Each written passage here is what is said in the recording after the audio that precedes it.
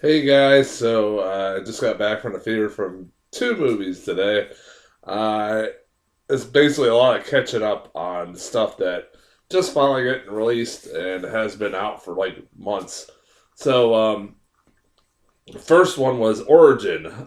This was a movie that was a Monday Mystery movie back a few weeks ago. If you don't know, Regal Cinemas, the theater I go to, does a thing called Monday Mystery Movies, where for like $5 or back on January 1st for $1, you go see a movie, but you won't know what it is. It's something that hasn't been released yet, and for the most part, it's been a lot of shitty fucking movies that have no right to be put in the theater sometimes.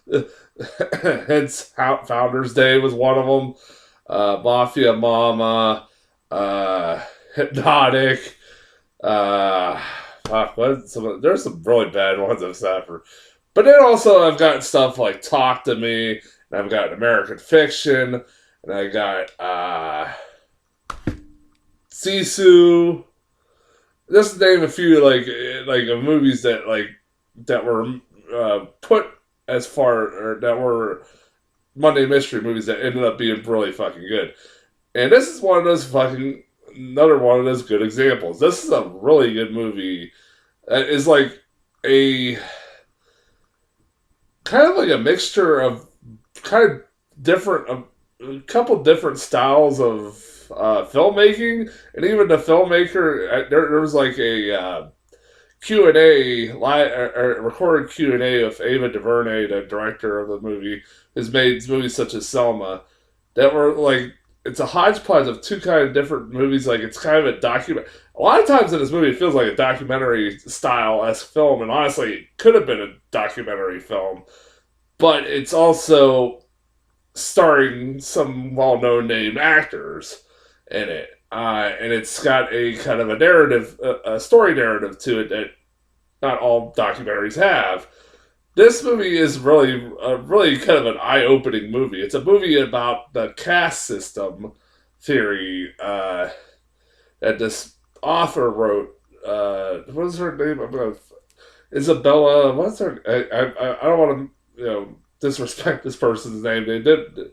Isabella Wilkerson wrote about the caste system, about in the hierarchy of racism, race, and everything that was kind of established in America, and it's been established in Nazi Germany and also India, and like it is a pretty eye opening movie, and a really kind of crazy I guarantee you, by the time you walk out of it, there's gonna be information you find out that I had fucking no idea about, including about apparently, according to this movie, the Nazi Germany came up with their laws for how they treated the Jews by just exactly copying our Jim Crow laws back in the day.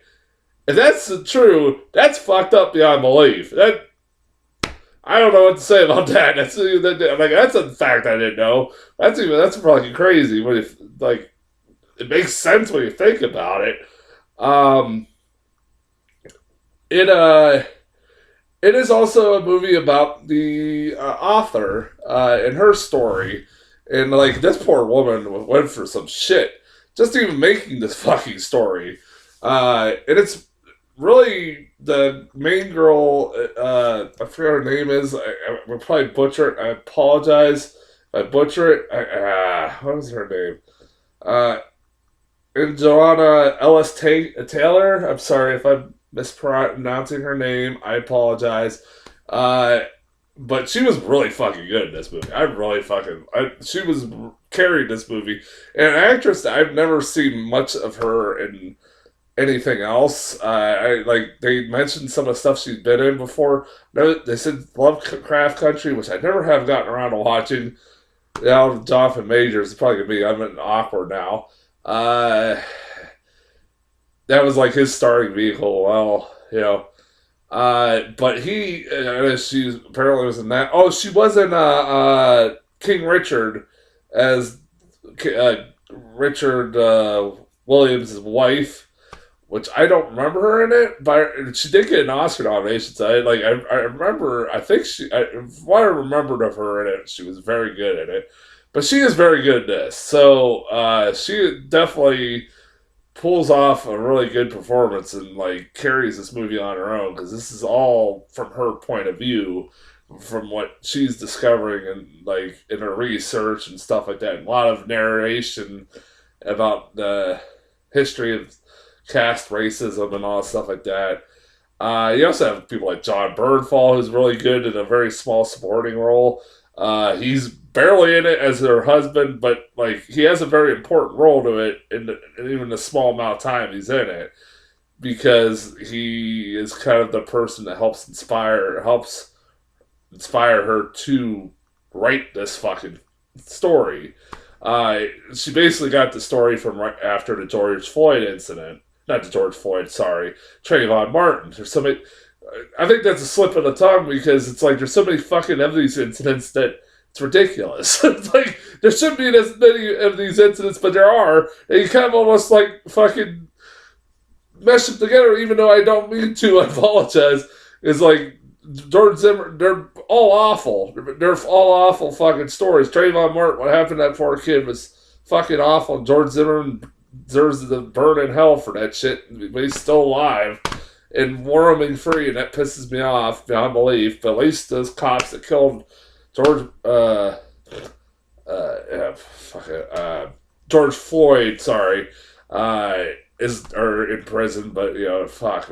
But like, this movie is a really good movie. It's a movie that definitely opened up discussion, and I heard some people that said they went to the Monday Mystery movie and they said there's people that walked out.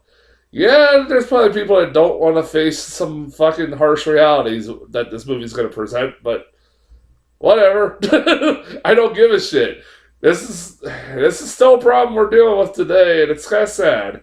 And it's a pretty eye-opening. Like I said, it's a really good movie, and like I said, carried by the main lead in it, and it's also dealing with subject matter. It's really important to talk about. No matter if you want to talk about it or not, I don't give a shit. Yeah, it's a really good movie. Like, I highly recommend Origin. I give it a solid A. I thought it was a very, very good movie. Really, really recommend it. I have one more review to do, and after that, talk to you guys later.